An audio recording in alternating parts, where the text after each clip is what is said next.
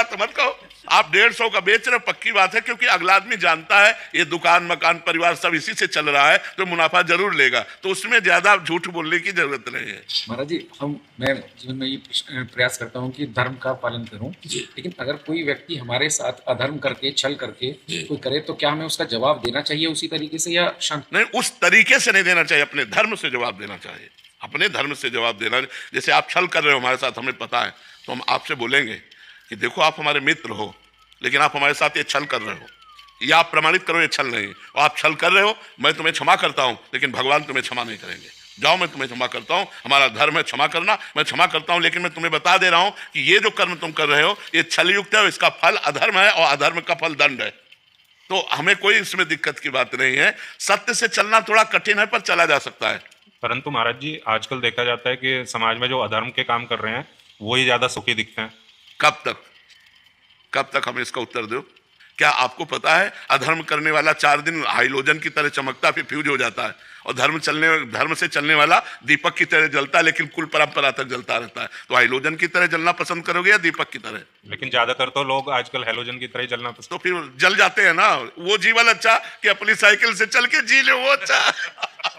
पर भाई धर्म कर्म से जब चलते हैं तो फिर बीवी नहीं जीने देती। ऐसा नहीं है, उसको समझाया। अब सही बात तो हमें ये लगता है कि यदि हम दोनों प्यार करते हैं और समझाया जाए कि धर्म से यदि नमक रोटी खाएंगे तो हमारे बच्चे अच्छे ग्रेजुएट होंगे, और अधर्म से यदि हम, तो हमारे बच्चों पर प्रभाव पड़ेगा, हमारे परिवार पर खूब प्रभाव पड़ेगा। भाई जब वो दूसरों को देखते हैं ना कि दूसरों के भी बच्चे गाड़ी में चल रहे हैं, हम मोटरसाइकिल पे ही चल रहे हैं, तो फिर दिक्कत आ जाती है वहाँ। हाँ, लेकिन उनका पुण्य है ना, पूर्व का उनका पुण्य है, और हमारा पूर्व का उत्तर। ये प्रारब्ध मतलब भुगतना पड़ेगा। ये भोगना पड़ेगा। अगर आप गाड़ी भी ले लेंगे तो आपको आना मोटरसाइकिल पे ही पड़ेगा। राधे राधे महाराज जी। महाराज जी, मेरे गुरुजी श्री श्री परमहंस योगानंद जी प्रकट रूप में तो नहीं है, मैं उनकी शिक्षा लिखित रूप में ग्रहण करता हूँ। महाराज जी, मेरा प्रश्न है कि क्या मैं अपने गुरुदेव को ही अपना आराध्य या इष्ट मानकर उनकी पूजा, ध्यान, नाम जप, जय गुरु कर सकता हूँ? क्या मैं सही चल रहा हूँ? ऐसा करना चाहिए। गुरु साक्षात पर ब्रह्म तस्मै श्री गुरुवे नमः।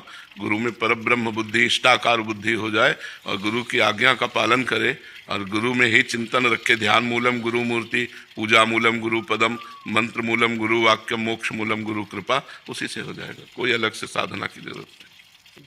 श्री हरिवंश महाराज जी। महाराज जी, यदि ईश्वर ने सृष्टि की रचना किसी इच्छा या कामना से की, तो क्या ये मानना उचित होगा कि ईश्वर भी इच्छा के अधीन है महाराज जी, या मनुष्य अपनी इच्छाओं का प्रत्याग? फिर ईश्वर की इच्छा से तो सृष्टि हुई, लेकिन ईश्वर की इच्छा इस समय आपके अंदर नहीं, इस समय आपकी इच्छा है। अगर अपनी इच्छा को ईश्वर की इच्छा में मिला दे तो आप महापुरुष हो गए। आप अपनी इच्छा को मिटा दें तो वही तो नहीं हो पा रहा है।